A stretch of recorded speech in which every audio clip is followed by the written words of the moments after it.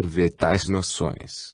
Para equilibrar o processo e destinar o povo africano a rumos melhores, diversos voluntários com vivência política e cultural, prontos a provocar o desenvolvimento, mas ainda portadores de larga soma de compromissos conscienciais, foram recambiados aos países africanos para trabalhar a independência e o progresso. Muitos deles eram europeus que, desde o século XIX, destilaram a selvageria contra o continente colonizado. Portanto, antecipando uma década, aproximadamente, os condutores sociológicos do planeta planejaram diversas reencarnações prevendo o destino desse continente nas décadas vindouras. Devido às iniciativas dos espíritos de Maria de Nazaré, com larga vivência em transmigração de almas, foram erguidas colônias transitórias, estrategicamente organizadas em planos relativamente próximos à psicosfera terrena, mas fora da interferência do anel magnético vibracional dos vales da maldade. Serviriam de bases seguras para as incursões que acelerariam a deportação no planeta a partir dos incidentes do pós-guerra. A guerra foi o vômito de ódio que regurgitou no orbe desde a passagem do Cristo, que trouxeram o remédio para as doenças de nossa raça. O transporte da árvore continuava célere. O pós-guerra permitiu um afrouxamento nas prisões infectas do Vale do Poder. As atenções das organizações inferiores se mobilizavam integralmente para remendar os efeitos da catástrofe, que se fizeram evidentes na subcrosta astral a partir da derrocada de Hitler. Um clima de alvoroço e desespero por lá se instalou quando perceberam as medidas dos mentores planetários. Correram notícias de que Jesus estaria novamente na matéria, o que lhes consumiu ainda mais os dias em perseguições infrutíferas e sem sentido. O caos também se instalou nas furnas da maldade. Uma reação em cadeia atingiu os vales da sombra e da morte. O fogo etérico que seria narrado em 1946 na colossal obra literária de André Luiz Obreiros de Vida Eterna, assustava as mais altas patentes da maldade organizada por sua força devastadora. Essa tecnologia de defesa teve variantes incomparáveis na primeira metade do século XX, sendo aperfeiçoada pela física quântica que, nas esferas espirituais, já tinha largo desenvolvimento nesse tempo. A deportação em nossa casa planetária já havia começado no tempo de Jesus Cristo. Uma das razões mais evidentes da consolidação do Vale do Poder, 1500 anos antes da chegada do Messias, foi exatamente a notícia que se alastrou de sua vinda, criando uma cadeia de fatos históricos em torno dessa vinda prometida. Diz o evangelista Marcos, capítulo 1, versículo 13, e ali esteve no deserto 40 dias, tentado por Satanás. E vivia entre as feras, e os anjos o serviam. Esse foi o ponto culminante dessa saga de lutas e horrores que desfiou as raízes para uma história que não terminaria naquelas 40 noites de testemunhos, gerando 2000 anos de atrocidades que, quando estudados pela antropologia de nosso plano, deixam claras quais foram as decisões de Lúcifer quando frente a frente com Jesus. Acrescenta Lucas, capítulo 4, versículo 2. E 40 dias foi tentado pelo diabo, e naqueles dias não comeu coisa alguma, e, terminados eles, teve fome. Não há local vibratório na Terra em que os espíritos de Maria não possam entrar. A limpeza dos mandantes da guerra foi efetivada até meados da década de 70. Um trabalho cuidadoso foi feito para não chamar a atenção dos dragões, que supunham que seus comparsas já estavam sendo deportados, embora estivessem sendo recambiados à matéria. Essa medida evitou, por alguns anos, maiores obstáculos ao processo, até que descobrissem o destino dos nazistas. Algo que ocorreu nos fins da década de 50, vindo a tomarem um enorme interesse pela África. Um novo ciclo se iniciou. Não havia com quem dividir semelhantes informações, a não ser com Inácio. Ele tornou-se, assim, o confidente dos meus registros mediúnicos. Já que o povo de Uberaba, Em particular a igreja, julgava-me uma perturbada que cuidava de loucos, cuidava de conter minha língua. Meu pai, João Modesto dos Santos, e minha tia, sua irmã, Evarista Modesto dos Santos apoiavam-me incondicionalmente. Meu pai, aliás, foi um autêntico neutralizador de críticas a mim dirigidas pelas autoridades eclesiásticas locais. Como gozava de influência entre as camadas abastadas de Uberaba, pelo menos evitavam escândalos públicos, limitando-se a falar apenas aos cantos em boca pequena. A década de 40 foi marcada por enormes lições para a minha vida. Os apelos do mundo espiritual ampliavam um leque de necessidades incomensuráveis. Tinha a sensação contínua de que não daria conta. Nossos pacientes no sanatório obtinham excelentes resultados com as técnicas de desobsessão. Inácio, aproveitando sua veia científica, iniciou a escrita de seus livros nesse tempo. Suas pesquisas sobre a vida mental e a influência da obsessão e da reencarnação, durante décadas, constituíram uma contribuição que acentuava a idoneidade do sanatório.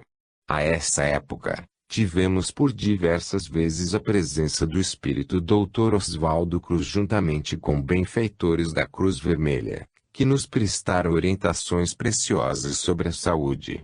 Na década de 50, passamos a ter constantes intercâmbios com Pierre-Marie Félix Jonetti, médico francês dedicado às ciências psíquicas que muito se interessou pelos registros de Inácio, passando a assessorá-lo assiduamente, mantendo estreitos laços com o sanatório uberabense.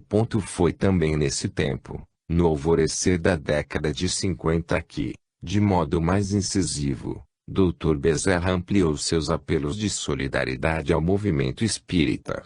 Tão logo declinaram os serviços assistenciais mediúnicos no pós-guerra, por volta de 1946, recebemos inúmeras mensagens escritas de diversos espíritos solicitando orações pela Seara.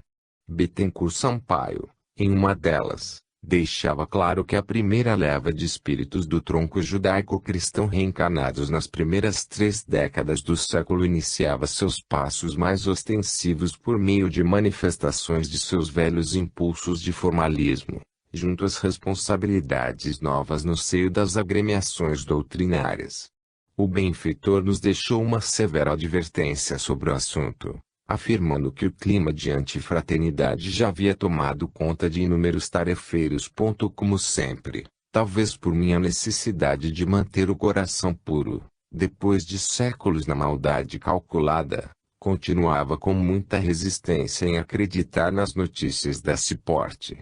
Entretanto, certa feita, os bons espíritos, conscientes de minha ingenuidade para com as questões dessa natureza, e preparando-me para o futuro, providenciaram 2 episódios marcantes para minha melhor avaliação das lutas da Seara. O primeiro deles foi a visita de um amigo querido, Odilon Fernandes, com o qual travamos um edificante diálogo sobre o assunto nos primeiros dias do ano bom de 1950. Em uma tarde, em minha residência, reunimos Inácio, Odilon, Manuel Roberto e eu. O assunto corria livre quando Odilon desabafou. Devo confessar, mesmo sem desejar, Dona Modesta, a minha surpresa e, por que não dizer, a minha decepção com certas questões que vêm acontecendo no movimento espírita. Meu caro Dr. Odilon, convenhamos. É um movimento feito de homens e mulheres falíveis. Não poderia ser diferente. Compreendo essa realidade. Apesar disso, a menos que seja alguma dificuldade minha, não consigo entender tais posturas ante uma doutrina tão viril na sua proposta de fraternidade. Continuo nutrindo gosto com todos, respeito e carinho não me faltaram, mas, de minha parte, como me encontro completamente absorvida pelas tarefas, reconheço não estar muito bem informada sobre esses assuntos, pelo menos no âmbito prático das ocorrências. Aliás, costumo dizer a Inácio que prefiro brigar com meus loucos no sanatório a ter rixa com os espíritas. Meus loucos são sinceros e verdadeiros. Essa é a questão, dona Modesta. Tenho me decepcionado talvez mais com minha ingenuidade em acreditar honestamente em muitos amigos e, quando vejo, estou sendo difamado ou vítima de futricas. O senhor é um homem bom, doutor. E, de mais a mais, embora eu mesma tenha ainda certa dificuldade em acreditar, parece-me que nós, espíritas, não somos tão bons quanto quer nossa ilusão. Eu diria que não temos nada de diferente em relação a qualquer pessoa, apenas desistimos de fazer o mal. Não desejamos o mal, porém ainda o sentimos, concorda? Indagou Odilon. Nossas intenções nobres são sinceras. Nossas atitudes é que não as refletem com fidelidade. Largamos o mal. Nada mais. Já não queremos prejudicar ninguém, entretanto, ainda não somos capazes de agir no bem do semelhante tanto quanto gostaríamos ou deveríamos. E esse pouco bem que já fazemos nos traz a sensação de realização profunda. Tão profunda que somos enganados por nosso orgulho. Ao mesmo tempo que nos realiza, expomos-nos ao teste do assalto de velhas ilusões do orgulho. É verdade, Dr. Odilon. Digo isso de mim mesma aqui. Até certo ponto de minha caminhada, nas atividades no sanatório, me senti meio angelizada. Para minha segurança, os bons espíritos me mostraram uma realidade diferente sobre a verdadeira situação de quantos renascem sob a luz meridiana da doutrina. E, graças a isso, tenho educado meus ímpetos de grandeza pessoal. O Sr. Eurípides Barçanufo nos disse recentemente que faz tanto tempo que não experimentamos as blandices do amor que, agora, ao procurarmos retificar o caminho pelos serviços de caridade, uma intensa sensação de plenitude toma conta de nossa intimidade, constituindo alívio, mas também impulso a ser educado. Tenho notícias muito tristes sobre o movimento de Minas, São Paulo e Rio de Janeiro. Desde 1947, uma onda de poder sacode as relações nas instituições em razão de meros pontos de vista da doutrina. Tenho sido orientada a respeito pelos benfeitores. A luta é árdua, meu irmão, falei mantendo a completa discrição em relação aos informes já recebidos. Conduta essa que adotava até mesmo com os mais próximos. Algumas vezes abordava o tema superficialmente. No fim do ano que passou chegou-se a assinar um acordo de unificação que, em minha insignificante visão, nada mais foi que uma medida cautelar nesse jogo infeliz de hegemonia. Como os espíritos amigos analisam tais pactos? A senhora tem alguma informação em suas reuniões sobre esses acontecimentos? Temos sido agraciados com muita orientação sobre o transporte de espíritos para o seio da seara espírita. Carolas de outros tempos Odilon, gracejou, Inácio, que sempre teve uma diferença com a igreja e os padres. Renascem no movimento os párocos e bispos. A personalidade é a mesma, só mudou o rótulo. Ficaram fascinados com a beleza do espiritismo quando mortos e agora querem ser donos dela como vivos. Eu sei disso, doutor Inácio, mas ainda assim fico a me perguntar se os bondosos amigos espirituais apoiam e por que apoiam. Apoiam, doutor Odilon, porque já estamos fazendo algo de melhor em relação aos roteiros das antigas reencarnações. Mas isso não será ruim para o futuro da doutrina? Poderá, no máximo, segundo nos esclareceram os amigos espirituais, consolidar um perímetro cultural em torno das ideias espíritas, criando conceitos muito rígidos no entendimento da proposta educativa do espiritismo. O tempo, porém, renovará essa concepção dogmática que reflete o catolicismo ancestral em nosso psiquismo. As gerações futuras, que vão regressar ao corpo, levarão os fundamentos da doutrina para concepções mais abrangentes e universais, rompendo, assim, com essa visão purista que tem levado muitos ao exagero. Então apoiam por solidariedade. Este é o papel dos verdadeiros mentores, amar incondicionalmente. O fato de apoiarem não exclui nossa necessidade de avaliar tais fatos como medidas melindrosas para o futuro.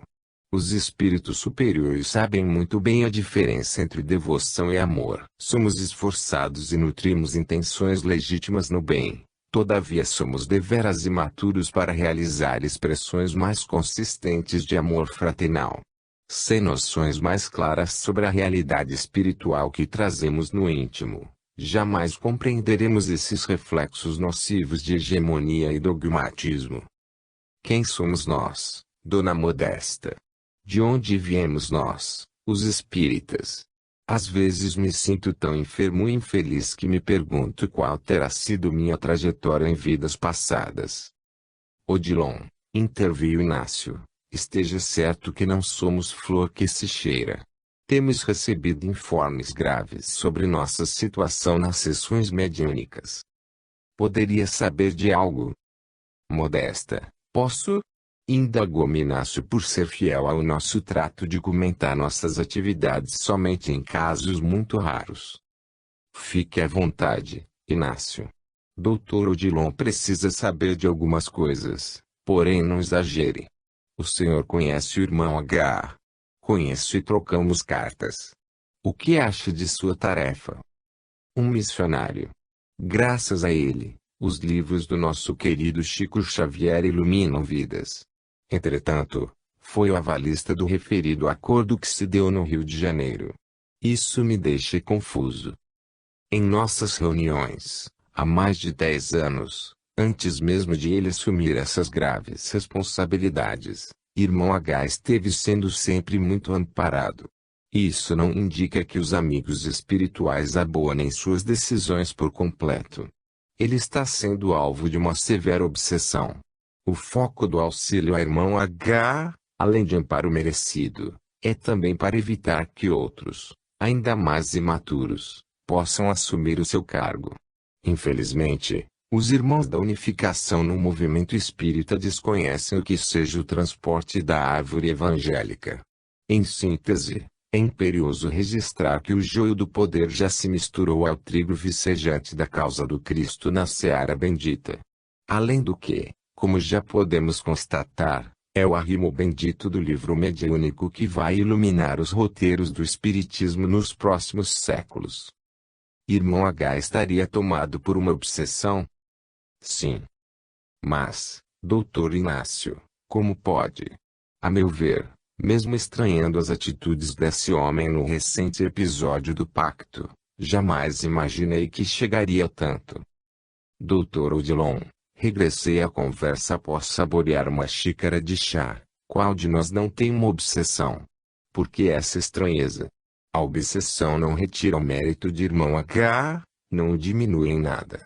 Obsessão, para quem se encontra em processo de remissão consciencial, é uma bênção, uma contingência inevitável. Aquele que mais tem é convidado a dar algo àquele que menos tem. Nada mais. Talvez eu esteja sendo inconveniente ao tratar desses assuntos. Creio que minha língua está obsediada. Não, doutor. Não se martirize por fazer uma análise franca e educativa. Quer dizer que esse fenômeno de reencarnação em massa se chama transporte da árvore evangélica? Sim. É o renascimento do tronco judaico-cristão, que se encontrava aprisionado por hostes da maldade.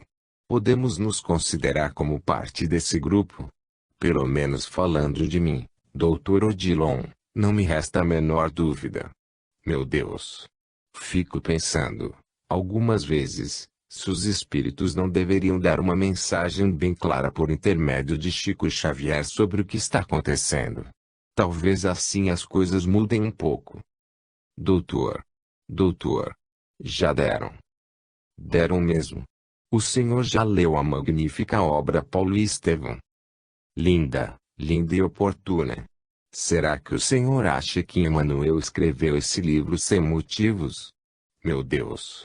Nunca havia pensado por esse prisma. A obra tem alguns anos. Foi escrita, certamente, prevendo os acontecimentos recentes do movimento. Novamente estamos falhando no processo de formalizar em excesso a mensagem do Cristo, contra que Paulo de Tarso tanto lutou. As influências agora não vêm de fora, conquanto Inácio não concorde muito comigo nesse ponto, ao valorizar os ataques da igreja. Ainda acho, Dr. Odilon, participou Inácio, que a igreja é uma adversária. E eu concordo. Manifestou-se pela primeira vez Manuel Roberto, que era muito tímido e profundamente dedicado ao seu diretor. Doutor Inácio tem razão de sobra ao afirmar que os padres são muito hostis. A hostilidade mais grave parece que agora tem vindo também de dentro, Manuel, respondeu Dr. Odilon. Se assim continuar, não sei como vai ficar. Tenho, por vezes, a impressão de que as pessoas imbuídas de intenções nobres, ou que verdadeiramente muito realizam pela causa, são alvo de inveja e perseguições da língua maledicente. A intriga parece estar sendo institucionalizada. Isso sempre existiu, Dr. Odilon. Eu sei, Dona Modesta, eu sei. É que esperava que fosse diferente entre nós. Deveria ser, caro irmão, mas não é. Como disse a senhora, apenas largamos o mal. Uma organização com intuitos inquisitoriais. Estarei sendo injusto na análise, Dona Modesta. Doutor, se não houver uma mudança de curso, caminharemos para algo assim novamente. Veja o que aconteceu com Jesus. Nada de mal ele fez. Ao contrário, foi a bondade lúcida em todos os instantes de sua inimitável trajetória. E o que lhe foi feito? Nós o crucificamos. Continuamos a fazer isso com Jesus, meu irmão. Não mais a sua pessoa, mas a sua mensagem gloriosa. Quando alguém reflete em si mesmo a luz excelsa do bom exemplo e da virtude, incomoda-nos essa luminosidade, porque diante da grandeza e do valor alheio tomamos contato com nossa própria inferioridade, e dói-nos percebê-la. Jesus incomodou e incomoda até hoje. Sua beleza espiritual é um espelho continuamente voltado para quem se interessa por sua proposta de redenção. O maior teste para nosso orgulho consiste em estar diante da superioridade alheia.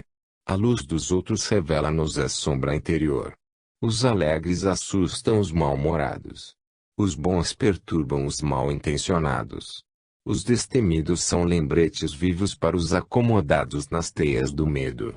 Os empreendedores atiçam a impotência dos despreparados. Os inteligentes insultam os ignorantes. O virtuoso, sem desejar, desnuda as mazelas de quem pretendia mantê-las ocultas de si mesmo. As conquistas espirituais manifestadas na boa vontade e na capacidade de servir são um estorvo para almas como nós, ainda inseguras e vacilantes na caminhada de melhoria moral. Por essa razão diz um velho ditado do tempo de meus avós: mourão junto não faz cerca. Dois mourões juntos entram em tamanha disputa para saber quem é o maior, que terminam esquecendo sua função essencial, que é arrimar uma cerca. Assim, atazanados pelos êxitos alheios, perdemos a autenticidade procurando parecer o que não somos para diminuir a luz que nos ofusca, sentindo-nos impotentes diante da agilidade e destreza de outrem. Não conseguimos conter os ímpetos da maledicência, com a qual procuramos empanar o brilho do próximo. E, em muitas ocasiões, não sabendo como reduzir a superioridade de outrem, adotamos a indiferença como o único recurso de proteção contra nossa própria fragilidade. Que recomendação a senhora e nossos benfeitores teriam para semelhante tragédia das nossas relações, Dona Modesta?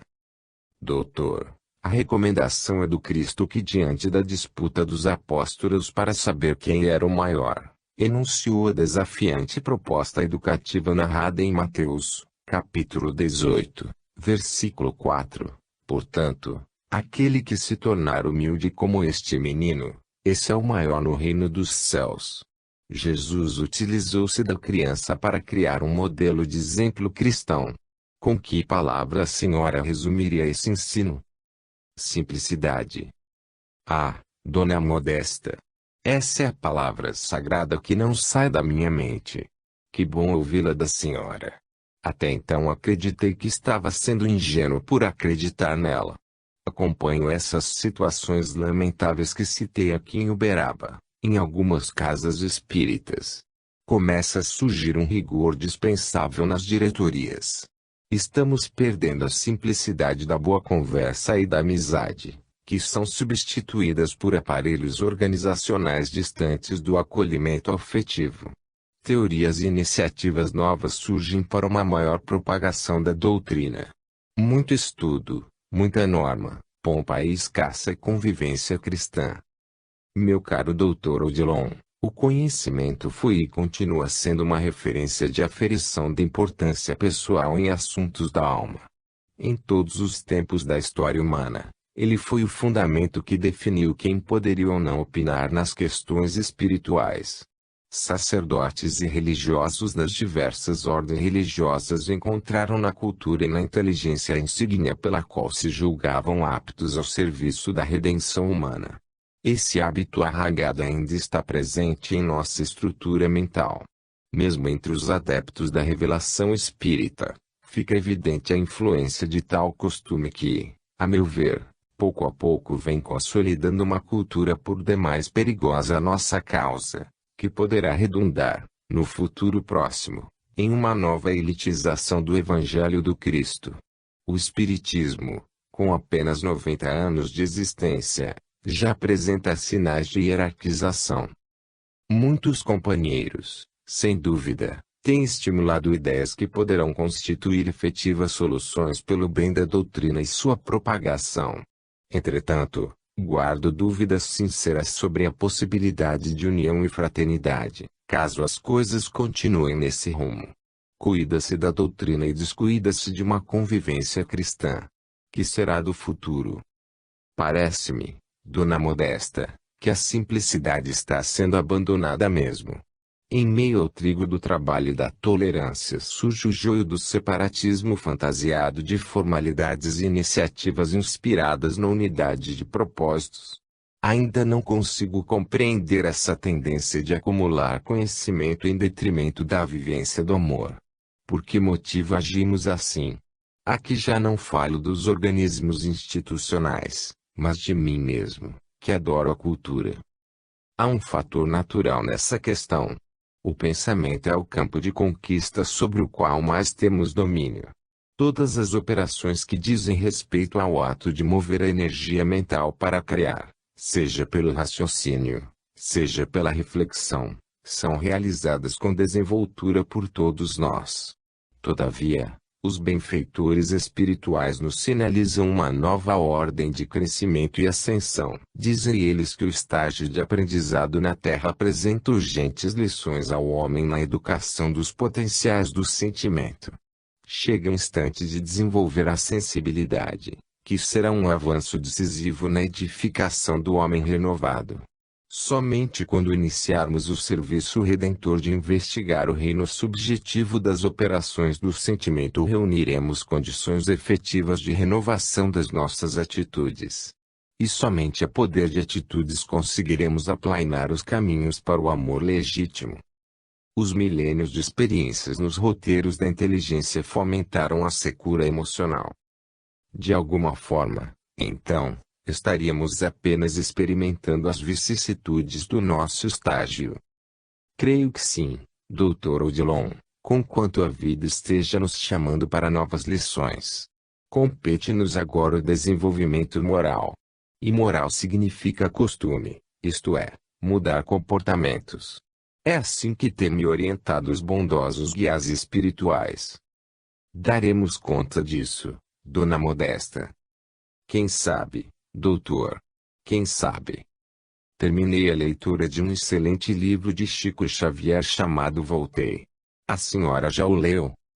Ainda não conhecemos, não é, Inácio? Dirigia-me sempre ao médico, que tinha uma memória ímpar. Não conhecemos.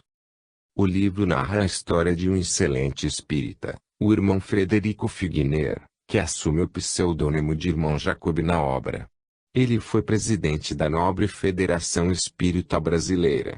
Em resumo, com um linguajar ético e cristão, O irmão Figner deixa claro suas enormes dificuldades no mundo espiritual. Quem pensaria nisso, se ele não escrevesse sobre o assunto? Creio que está se formando uma ilusão severamente perigosa entre nós sobre uma importância que não possuímos. Uma supervalorização dos cargos além do conhecimento. Vamos ler o livro assim que pudermos. No entanto, não fica dúvida sobre nossa real condição espiritual, Dr. Odilon. O espírito André Luiz escreveu também um livro oportuníssimo sobre o assunto, Os Mensageiros, no qual deixa clara a situação desditosa de vários palestrantes, doutrinadores, médiuns e presidentes de centro na vida espiritual. Creio que o momento é de alerta e cuidados com nossa condição. Mais uma vez, acredito que, ao se afastar da simplicidade, valoriza-se mais o que impressiona do que o que genuinamente edifica. Irmãos queridos que conheci na simplicidade do centro espírita, ao assumirem cargos no organograma da unificação na Seara, passaram, incontinenti, a adotar condutas presunçosas em relação às ideias doutrinárias. Mudaram seu modo de ser.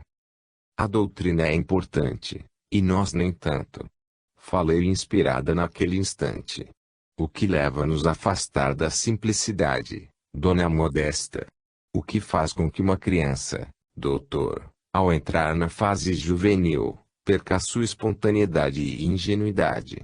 Sinceramente não saberia responder a essa questão. O jovem começa a ter uma percepção mais estruturada de si mesmo. A criança não se ocupa disso, ela não pensa muito sobre si mesma. Ela vive, não julga. O jovem inicia uma mudança psicológica significativa.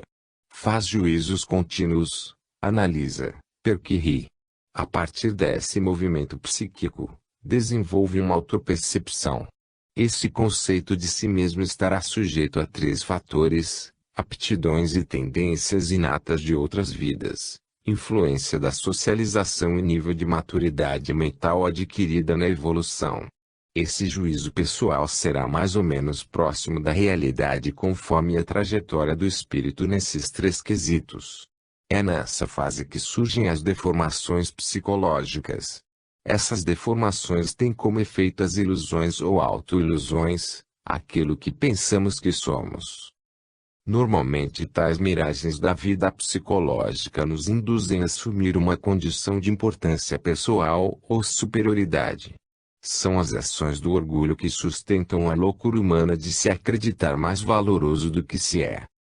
É a partir dessa percepção equivocada de nossa condição pessoal que surgem todas as ações complexas, seja em que campo for das atividades humanas, com o objetivo de atender aos interesses pessoais que estiverem presentes na vida de cada pessoa. É assim que perdemos a simplicidade, isto é, ao nos movermos para atender aos interesses ilusórios, perdemos o foco essencial da vida e lutamos por aquilo que não é prioritário. Seguimos uma carreira de buscas intermináveis por conquistas que não correspondem à nossa intimidade profunda. Em outras palavras, perdemos a simplicidade toda vez que nos distanciamos da própria consciência, na qual estão escritas as leis de Deus para nossa paz e equilíbrio.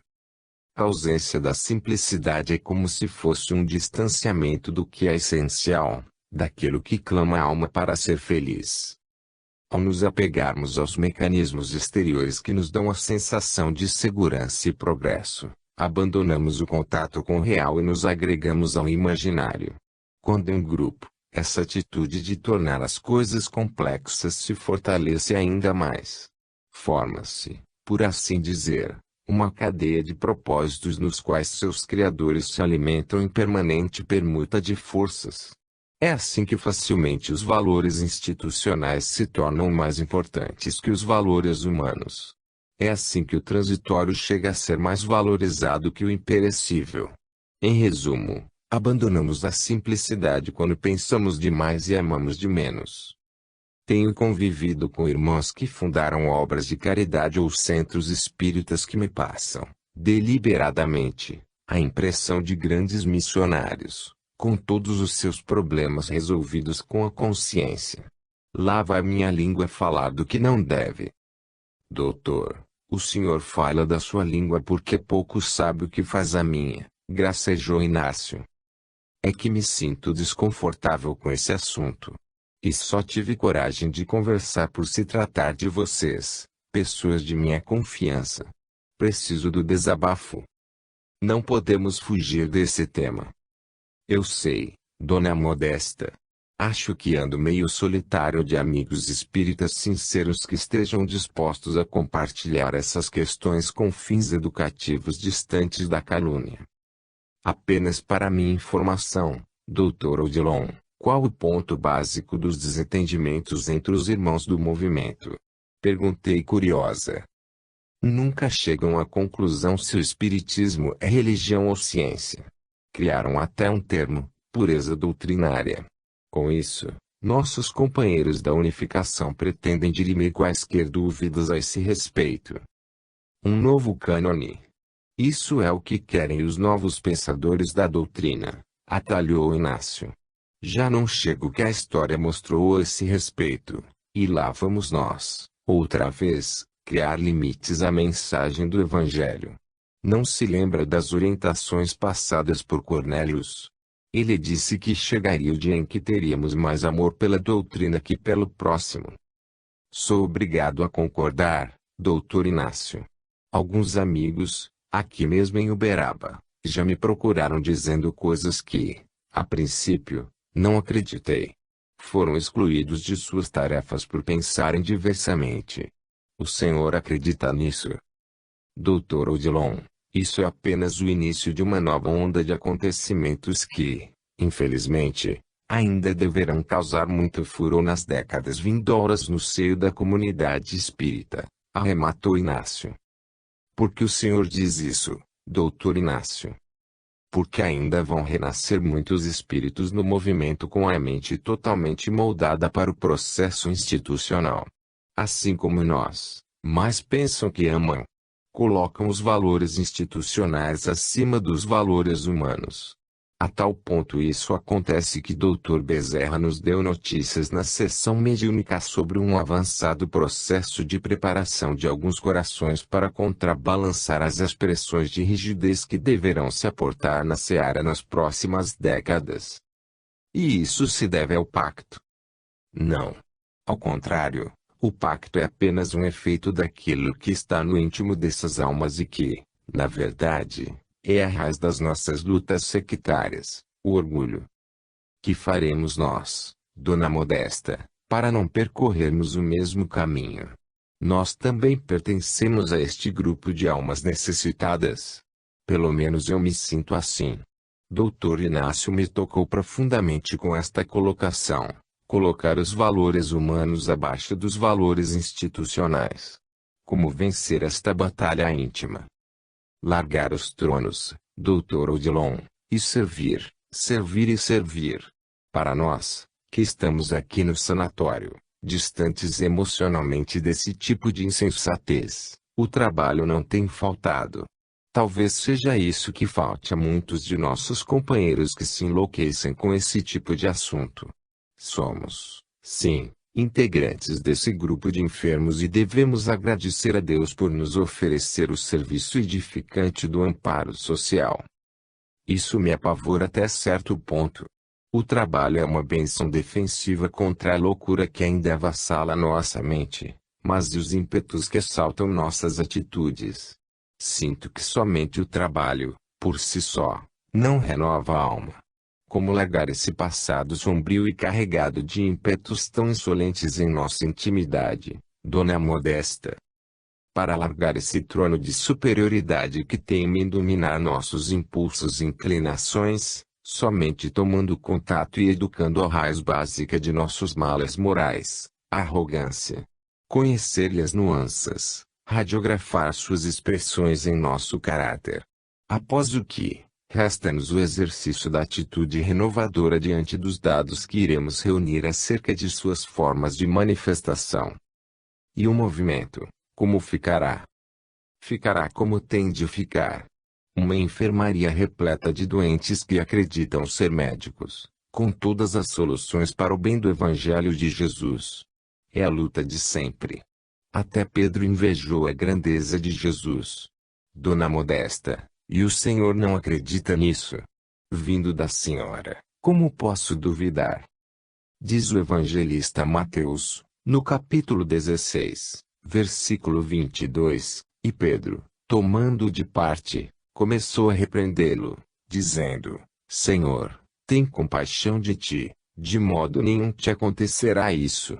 O apóstolo não queria que Jesus fosse a Jerusalém padecer as dores e os escândalos, e o mestre, que um minuto atrás, na mesma passagem, o havia enaltecido, dizendo que ele era a pedra e sobre ele edificaria sua igreja, repreende-o severamente dizendo no versículo 23, ele, porém, voltando-se, disse a Pedro: Para trás de mim, Satanás, que me serve este escândalo, porque não compreendes as coisas que são de Deus, mas só as que são dos homens. Pedro recebe com orgulho a missão de ser a base da igreja do Cristo, mas assusta-se ao saber que o mestre daria o exemplo de padecimentos a tal mister.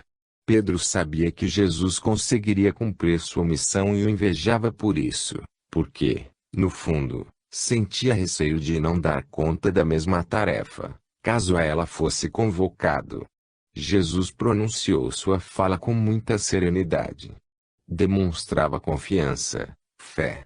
Pedro queria ser igual a Jesus. Era um coração tocado pela grandeza espiritual do Mestre. Porque esse grupo espiritual de almas falidas tem de renascer como espíritas. Não seria mais interessante que o espiritismo? Não, doutor. Perdoe-me a interferência. Lembra da promessa do Cristo acerca do Consolador? João 14:16. E eu rogarei ao Pai, e ele vos dará outro Consolador, para que fique convosco para sempre. E também Mateus 15:24. E ele, respondendo, disse: Eu não fui enviado senão às ovelhas perdidas da casa de Israel. A beleza do Espiritismo será comprovada através da remissão de almas adoecidas como nós. Para doenças graves, o remédio justo. Perdoe-me a réplica, Dona Modesta, para quem será comprovada essa beleza e eficácia da doutrina? Para aqueles que querem assumir o lugar de Jesus na terra. Se os prisioneiros falidos que seguiram a Jesus foram libertados das infectas prisões dos vales sombrios da maldade, com chances renovadas de recomeço e, mais ainda, com possibilidades de conquistar sua alforria interior, que prova mais eloquente poderá existir da vitória pacífica do amor sobre a face da humanidade? Nessa altura, desejei falar da história dos dragões, mas evitei. Perdoe-me perguntar novamente: conseguiremos? Vamos trabalhar, doutor, e contar com muita misericórdia para que nas próximas décadas esse joio indesejável do personalismo possa ser, paulatinamente, erradicado até as raízes. Creio que se não nos afastarmos da dor humana manteremos a simplicidade, e com ela o resto virá nas expressões da bondade celeste. Que ambiente poderia ser melhor para espíritos com instintos tão primários no transporte da árvore? Coloque-os em outros locais onde a motivação seja outra e a piora seria inevitável. Regressaríamos à maldade confessa e ao orgulho sem freios. A grande qualidade que nos assinala como integrantes desse grupo de doentes é o arrependimento. Estamos entediados do mal e asilamos um irrefreável desejo de amar e ser amados. Nisso residirá a grande luta de todos nós que padecemos nos domínios da consciência falida. Queremos novos rumos. Entretanto, contra nossas aspirações legítimas no bem temos uma farta plantação de espinhos a colher. Contra os anseios nobres, ainda tenros nos refolhos do ser, existe uma extensa força de atração para a queda. A mais triste decepção que poderá ser experimentada por quantos se entregarem aos braços sórdidos dessa loucura pelo poder será perceber diante das revelações lúcidas do Espiritismo, que já não podem mais dominar sem reações imediatas, decidir sem ser questionado e agir sem a crítica livre e muitas vezes ferina. sentirão que a liberdade, antes exercida para fazer o que queriam nos tempos medievais, agora deverá ser usada para fazer o que deve ser feito. Caso contrário, as sábias leis cósmicas infringirão a dor imediata como resposta aos descaminhos de outrora. Enfim, somos almas que não conseguem mais iludir a própria consciência. Vencemos o prazo divino, para consumar em nós mesmos o telefinalismo a que todos somos convocados, filhos do Pai Altíssimo, co-criadores na obra divina. Dr. Odilon ficou impressionado com as revelações daquela conversa, conquanto tenhamos suprimido a maioria das informações mediúnicas que possuímos. Assim que terminei essa resposta ao amigo visitante, comecei a ter uma percepção mediúnica que o desaguaria no segundo acontecimento inesquecível, envolvendo as questões do movimento espírita neste iniciar da década de 50. Capítulo 12. O exemplo de misericórdia de João Castardelli. E agora digo-vos, dai de mão a estes homens, e deixai-os, porque, se este conselho ou esta obra é de homens, se desfará, mas, se é de Deus, não podereis desfazê-la, para que não aconteça serdes também achados combatendo contra Deus. Gamaliel, Atos 5, 38 e 39. Um novo necessitado está chegando, Dona Modesta, para ser auxiliado no sanatório, falou um amigo espiritual que percebi por minha audiência mediúnica. Ah, meu Deus! É ele, exclamei naturalmente em meio à conversa com Dr. Odilon Inácio. O que foi Dona Modesta? De quem fala? Temos visitas espirituais? Sim, Dr. Odilon. Uma grata visita que recebemos com muito carinho neste instante. De quem se trata? Matias e Eurípedes. Louvado seja Cristo, expressou com alegria Manuel Roberto. Algum recado para nós? Indagou Inácio, que nunca perdeu a oportunidade de aguardar um recado ou fazer uma pergunta aos amigos espirituais. Sim, Inácio. Vejo Matias bem mais fortalecido. Ele me diz que a partir de agora estará mais presente em nossas atividades do sanatório e brinca, dizendo: fique tranquilo, doutor, desta vez venho para ajudar. Não haverá mais fogo nem perseguição. Diz também que receberemos alguém ligado ao movimento espírita no sanatório. Alguém que precisa muito de nosso apoio. Podemos saber quem é? Indagou Inácio. Ele pede que aguardemos, pois será breve. É um homem, e ainda hoje foi socorrido pela equipe do Hospital Esperança.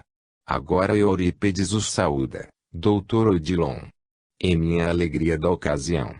Que Deus nos proteja, expressou visivelmente emocionado.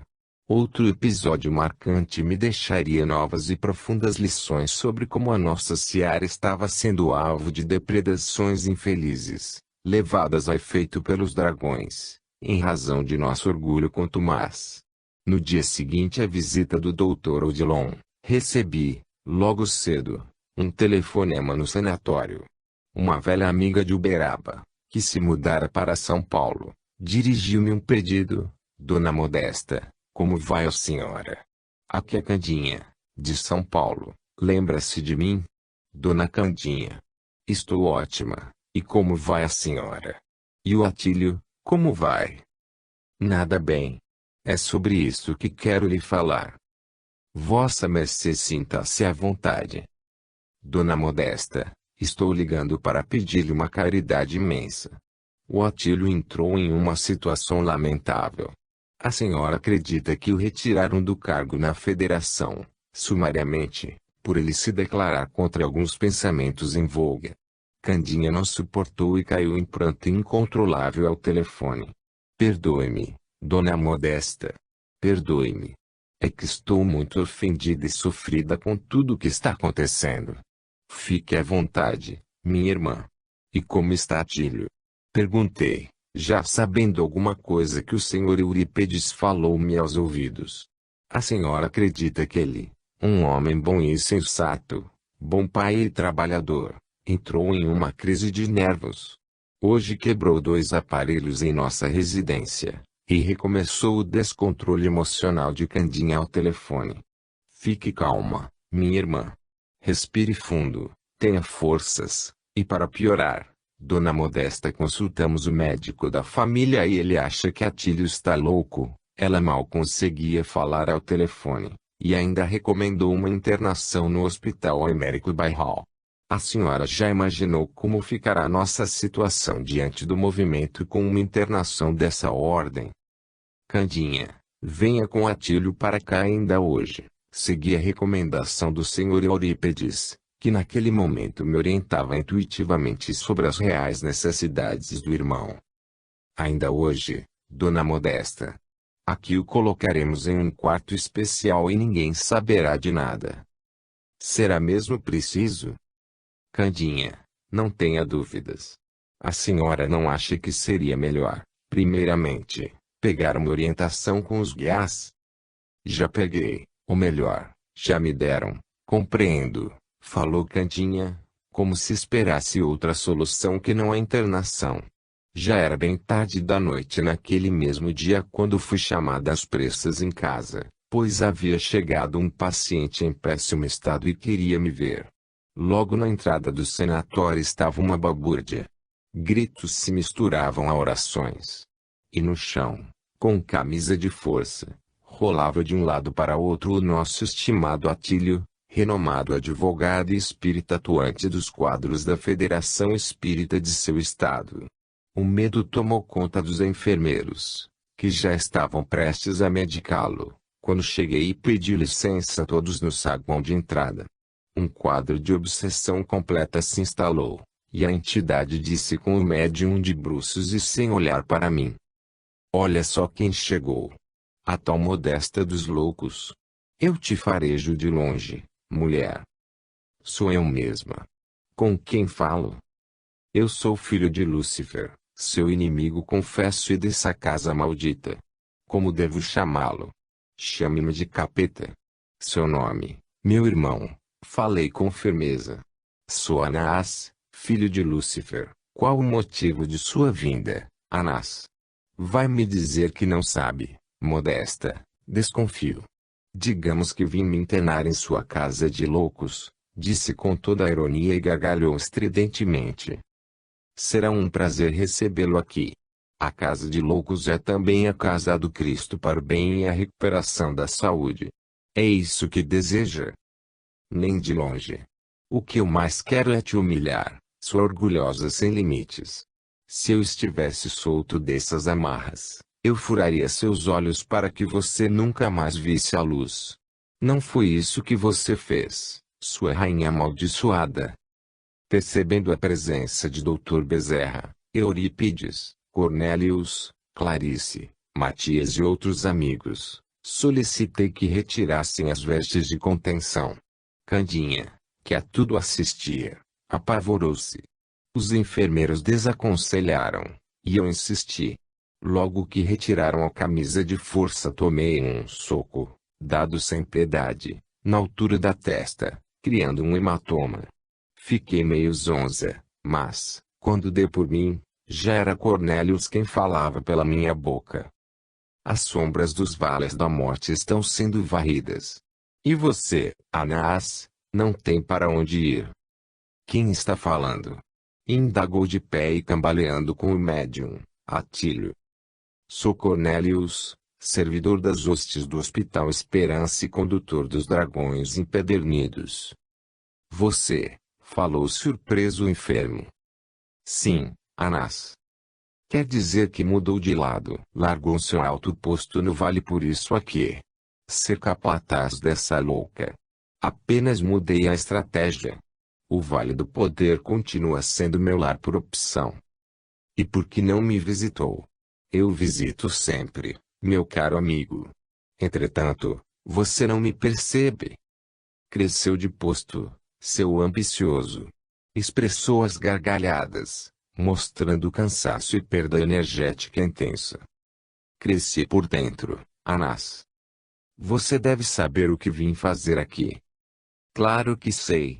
Você está mendigando ajuda de quem não pode te ajudar, isto é, das hostes que querem enlouquecer os espíritas em São Paulo. Você sabe mesmo, disse como um bêbado prestes a cair de tanto se embebedar. Anás e Atílio estavam exaustos. E o que você não percebe é que, ao perseguir, também se tornou um infeliz escravo do objeto de sua perseguição. Faz parte da missão, não é mesmo? Faz parte da loucura. Olhe bem. Não é só Atílio que está louco. Você também. Será que não percebeu que seus chefes te querem cada vez mais louco? Você está exausto e onde está a ajuda? Por que não te conferem apoio? É mesmo? Você acha isso? Não tenha dúvida. A filosofia desse vale a cada um por si, no mais tudo a exploração, comércio, interesse pessoal e traição. Se realmente preocupam-se com você, então, por que não mandaram outro para te acompanhar ao sanatório? Tem razão, vou lá reclamar isso. Lamento dizer, mas não poderá. E por que não? Acaso vai me impedir? Eu não. Você está preso ao seu perseguidor e aos limites desta casa de Eurípedes Barçanufo, em nome de nosso Senhor Jesus Cristo. Veja por você mesmo. Anás tentou com todas suas forças desvencilhar-se de Atílio e, não conseguindo, entrou em uma pane mental gritando impropérios e palavrões. Exauridos, desfaleceram obsessor e obsedado. Atílio ficou quase sem pulso. A pressão caiu. Providências urgentes foram tomadas. Fui, então, com Candinha para a enfermaria cuidar de meu hematoma. A agitação à porta do sanatório despertou a atenção dos internos e vizinhos. Ao terminar a agitação, abanei a mão para quem olhava pelas janelas e entrei sem pestanejar. Já havia me acostumado com a condição de louca varrida, Dona Modesta, falou Candinha envergonhada e chocada com tudo. Perdoe-me mais uma vez. Venho pedir ajuda e veja só o que acontece. Espero que a senhora, como espírita, tenha piedade de Atílio e desse perseguidor invisível. Candinha, sossega a alma e descanse o corpo. Amanhã pela manhã avaliaremos o caso com tranquilidade. Atílio recebeu uma boa dose de sedativo. Você já tem onde ficar em Uberaba? Não, Dona Modesta. Nem me atinei com essa preocupação. Pois bem. Ficará, então, em minha casa. Há espaço de sobra. Matias ficou de guarda permanente com Atílio e Anás durante aquela noite. O sanatório foi sondado por diversos soldados das trevas. A guarda espiritual foi redobrada. Na medida em que as horas passavam, Anás desligava-se, lenta e automaticamente, do corpo de Atílio, sem consciência do fenômeno. Somente pela manhã ocorreu o total desligamento magnético, restringindo-se agora a laços de natureza mental e emocional. O dia raiou e despertei com uma nítida sensação de estar sendo vigiada de fora do meu lar. Candinha acordou cedo. Dormiu muito mal. Durante o café matutino, ela esclareceu. Atílio tem um coração muito ingênuo, Dona Modesta. Eu sempre o adverti que cargos e compromissos com instituições que crescem demasiadamente incham em quantidade e perdem em qualidade. Ele, porém, mais por bondade e pureza de alma que por teimosia, preferiu optar pelo ideal e aceitou responsabilidades para as quais, creio, não estava pronto. O ambiente da federação vem passando por conflitos que se arrastam desde 1947. São mais de 2 anos de intermináveis disputas e descaminhos. Atílio sempre acreditou na solução. Apesar disso, a cada dia que passa observa-se mais confusão e frieza no trato uns com os outros. Ofensas de todo lado. Atílio foi, então, obrigado a tomar partido, posição. Foi quando ocorreu o pior. Ele descobriu, da forma mais dolorosa, que o que foi criado para servir e orientar tornou-se um palco de vaidades e interesses particularistas. Procurei o Sr. Jaime Monteiro de Barros, homem sério e bem-intencionado, nosso amigo. Ele me pediu calma, mas deixou claro que também enfrentava obstáculos quase intransponíveis. Aconselhou-me a dizer para Atílio que o tempo colocaria tudo em seu lugar. Quando fui levar o recado ao meu marido, Dona Modesta, ele teve a primeira crise. Parecia odiar o irmão Jaime. Falou coisas horríveis a respeito dele. Não